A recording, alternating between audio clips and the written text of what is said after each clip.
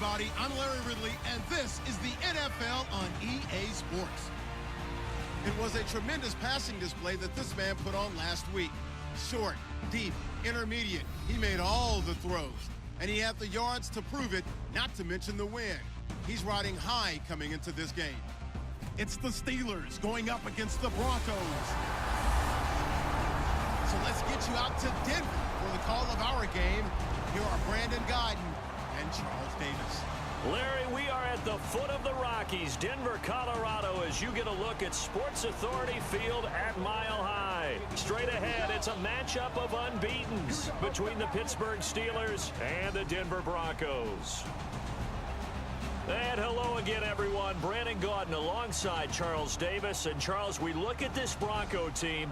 They have certainly got it rolling of late. Winners have at home in the postseason, and that can take you deep.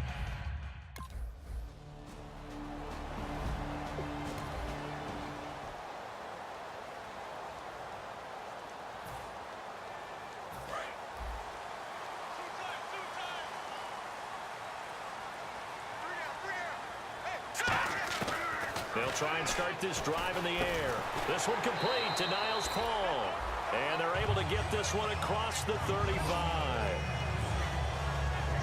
And after that completion, you can understand why so many teams in the league are emphasizing speed on defense at every position. The tight ends have created so many tough matchups now. If you can't run with a tight end as a linebacker, this is going to be the thrown across his body, and it's intercepted. Picked off by Lawrence Timmons. And they'll take over. And Denver getting set to take the field. And following the interception, just any interception, are you a little bit more cautious when you start that next drive, or no, you just throw that out the window? I think you are. I don't think that there's any way you can run back out there and go, totally didn't affect me. Let's just go ahead and be loose with the football again. You're going to take care of it, but you have to be careful about being too cautious because now you can't run any offense at all. Still want to attack. We'll see how they attack him here. And the catch made. This is Emmanuel Sanders. It's a gain of 11 yards that time, and it produces a new set of downs. Offense comes to the line now, 1st and 10. Thomas, the lone receiver, left. Now back to throw. Forced out to his left. The solid stiff arm. And he's going to be out of bounds right at midfield. 20 yards on the pickup there. And it'll be good for a Denver first down. Partner, it's often that man coverage is easier for a quarterback to run against. You get your receivers going downfield. Those guys are staying with them, and oftentimes they have their back to the quarterback, which opens up a lot of space and room, and they don't even know that he's taken off with it. What a big-time pickup on that play. He had time, was able to survey the field and find a soft spot in that zone coverage. And that's where it gets difficult for a defender, Brandon. You go to your spots on the field that you have to cover, and when the offense finds an area that you're not in, that's where they throw the football. On the run, he'll let it, and that is caught. Touchdown, Denver. Emmanuel Sanders, his 2nd touchdown on the season, and the Broncos have taken the early lead. He was able to move around and found some vision. To hurt to have an arm like that results in the and Denver getting set to take the field. And that last drive, a long drive, but not just that, they had a great air attack going. Do they stick with that? I would think that they would, because if they were confident enough to do it on the last drive, starting backed up in their own territory, why would you change anything? They've got to be confident about what they're presenting and continue to do so. Yeah, because the secondary, they really looked clueless. And that was amazing because that drive went and went, no adjustments, and no big plays by the defense to knock the ball away. Toward the sideline, and look at that catch. Dragging the toes, and that's going to be a first down. Well done. I know they don't like to hear it when they get to a certain age, but then you have to start to use your skills, your wiles, right, your mind to beat guys to the football.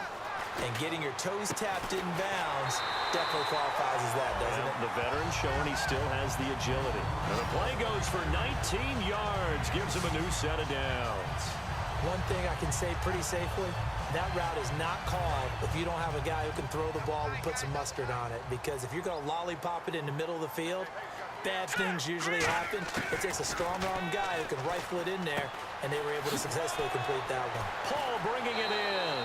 And a nifty little deep juke spin move. Not a great deal there on the back end, but a nice gain still. Seeing that play and understanding just how tough it is to cover tight ends, especially the ones running around the NFL nowadays, makes me glad I didn't make it in that league. I would have had a really difficult time. But now you get to sit up here with me. Yeah, and that's fun, isn't it? And what a really nice gain right there on first down for them. Brings up a nice second down for them. They'll look to throw again.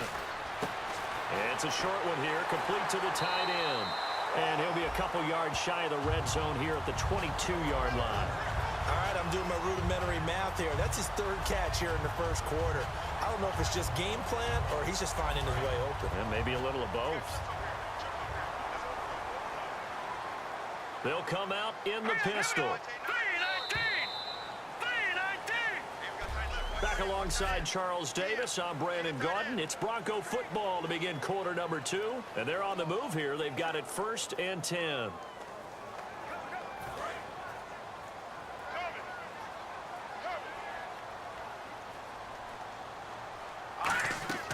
They'll stick with the passing game as he looks to throw. Screen play, Anderson. And down inside the 15. A lot of attention paid this week in practice to red zone offense. The coach was optimistic about how it went. We'll see. He'll look to throw, eluding the pressure right. A strong running. And he's brought down. It's a good gain of 11. Sets him up 1st and goal. Partner, as a quarterback, sometimes you just got to know when the clock has gone off in your head, it's time to go. Tuck it and get all you can.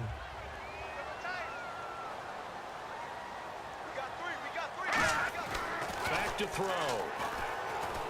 And he will score. Touchdown, Denver.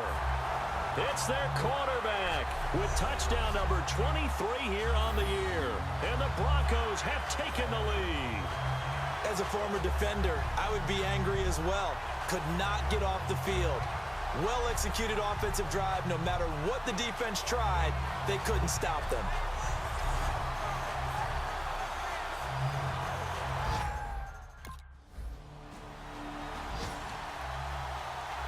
The Broncos offense now gets ready to head back onto the field. And that last drive, so effective in the passing game, resulting in the touchdown.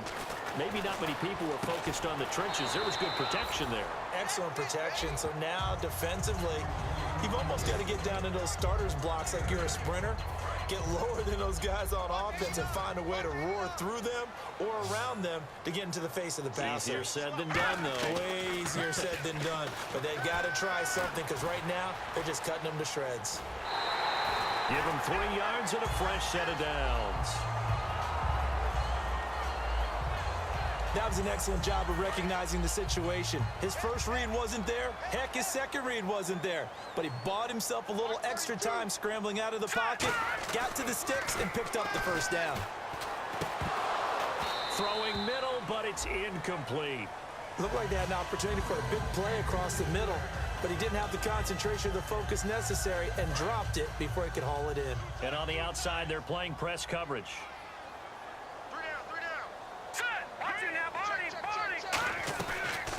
On second down, Anderson.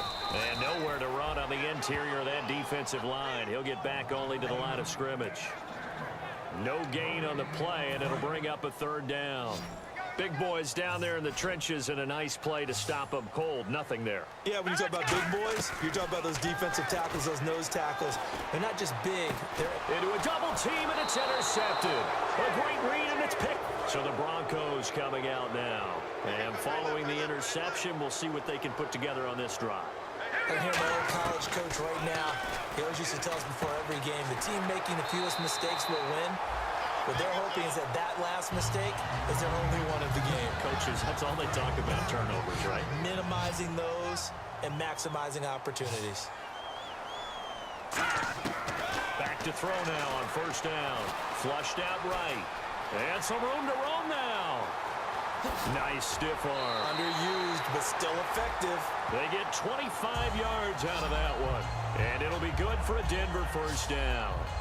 Obviously, a big play was needed, and you can see his eyes light up as he realized there's absolutely no one in front of him. And he takes off and goes a long way. Not only does he pick up a first down, but a big gain to boot. They'll drop to throw. And he's got his man out of the backfield. That's complete.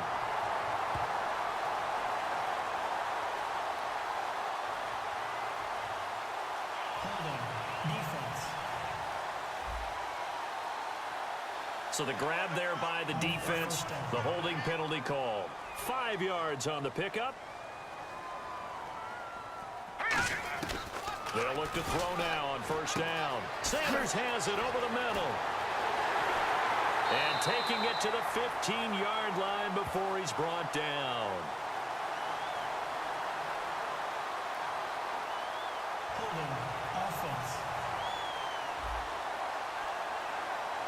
So he got his hands a little too far outside. The ref caught him, threw the flag. They'll wind up losing a full 10 yards on the play.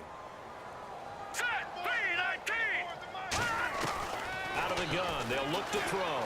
Dancing to his left. He's going to find his running back. It's complete. 30 yards on the pickup there. And it'll be first down, Denver. There will always be a place for methodically marching the ball downfield. Now hold everything here. We're going to get a timeout by the offense. It's just their first, so they'll have 2 remaining here before we get to halftime. 22, eyes on 22. Single receiver. Hey, you're They'll look to throw here on first down. Over the middle, and it's incomplete. Now whistles come in. We're going to get a timeout here by the offense. So that means they're down to 1 remaining here as we head toward halftime. Second down. Left side here to Sanders. Now hold everything here. We're going to get a timeout by the offense.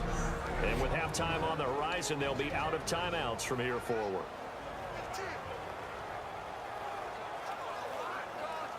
Still 9 yards to go on third down.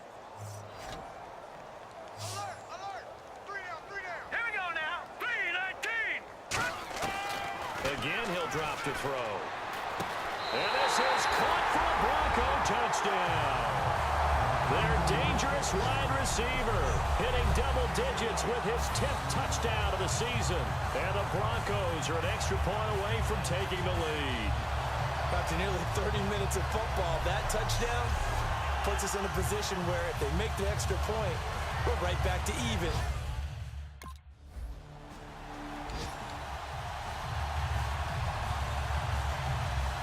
Here comes the Broncos offensive unit here as they'll have it first to begin this third quarter. They have the lead. Now they'll be looking for some separation here as we begin the third quarter. I like the way you term that because now I think they go a little bit deeper into their playbook. They like what they did in the first half. That worked okay. But in order to get the separation that you just talked about, change things up a little bit. Change your tendencies, try and hit them a little bit more with some things they didn't see in the first half. Let's see if they do just that. Looking left side, he's got it, complete. And they get him down, but not before he takes it across the 40-yard line. Well, if you do read man coverage, Brandon, the drag route's a pretty good one to run against it because you're running away from people on it.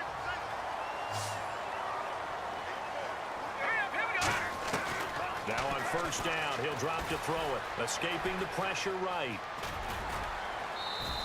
4 yards on the pickup, and that'll bring up second down. Okay, he's not going to get the first down, but this is still a nice job of buying some time and then running to get to the sideline and get out of bounds and avoid the big hit. In the backfield is Anderson. They'll look to throw here. Going right side here, and that's complete. And he's brought down. They call it a gain of 19, and it moves the chains. Good throw, good catch, but I really like the route. The drag and being able to run away from defenders, hard to stick with them for that long. Yeah, better against man than zone, or better against man, because now you're running away from someone, and you're not running into a defensive player in another zone. And he's going to fight his way forward here for a modest gain. It's a 7-yard carry to set them up with a second. Into an extended one, and the guy carrying the ball, he's becoming more like a body blows guy. Every carry is putting some damage on the defense. So after a while, I'm not too sure how many guys are going to want to run up and tackle him. And he'll go out of bounds down inside the 15-yard line. Well, that was man coverage. So once he decides to run with the football, there's no one to account for him, and he turns it into a nice gain. And the defense with their backs against the wall a little bit here as the offense is in the red zone. From the red zone now, they'll look to throw. And he finds a man on the crossing route. And he'll be brought down this time at the 5-yard line. Give him 9 there on the first down completion.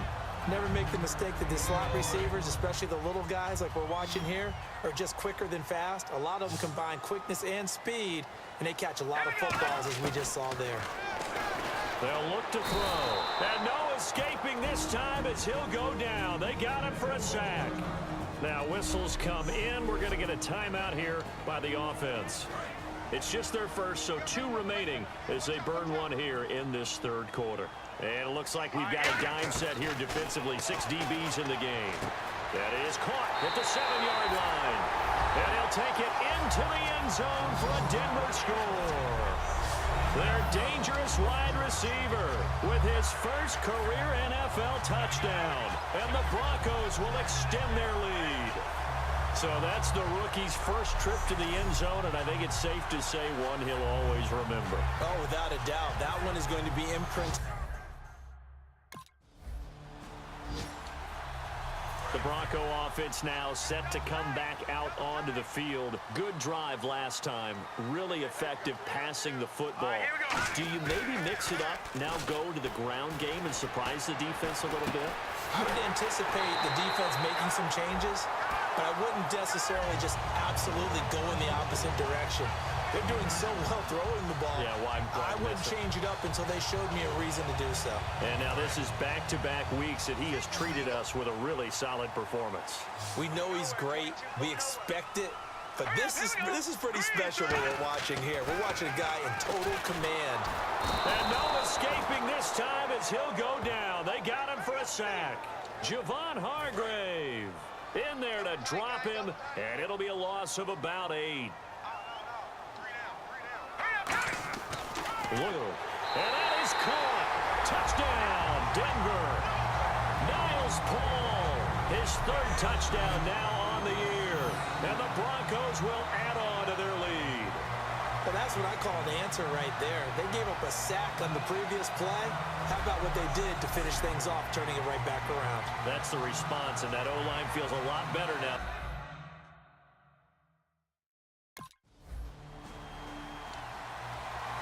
And Denver getting set to take the field. And they were able to punch it in the end zone last time. They'll be looking to do that again here for the defense.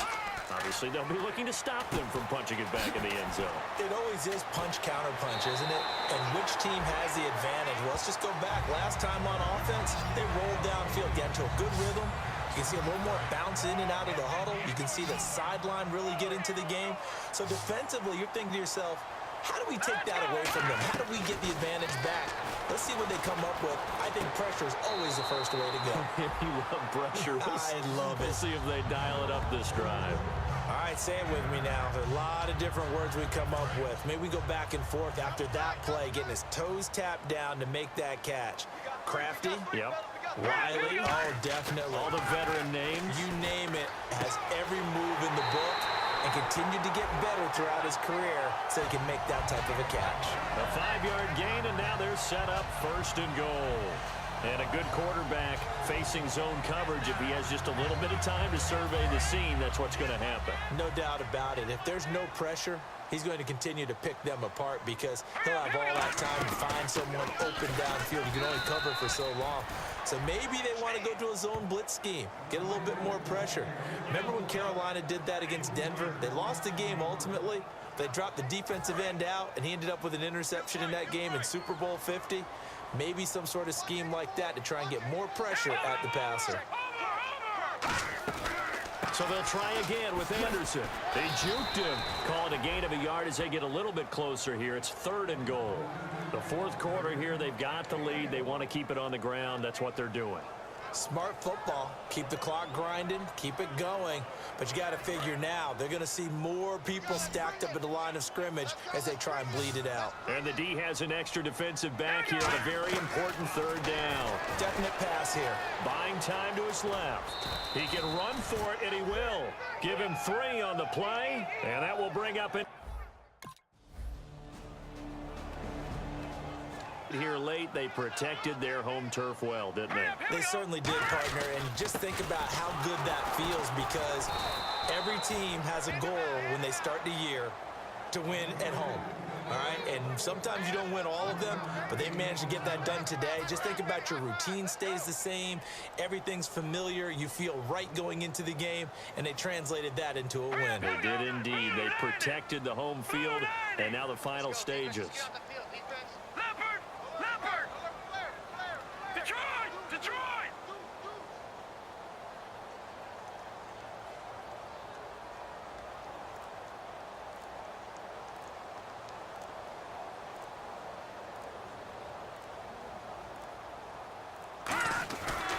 Again, Anderson. And nothing doing. He's immediately taken down at the line of scrimmage. And they'll lose a yard that time, and that's going to lead to a 3rd down. Offense trying to avoid stalling out, facing a 3rd and 10. Yeah, let me puff out my chest a little bit, even though I'm not rooting for either team. That was a really nice defensive play. It's awfully fun to watch, even in an offensive game. Look at 56. Look at 56.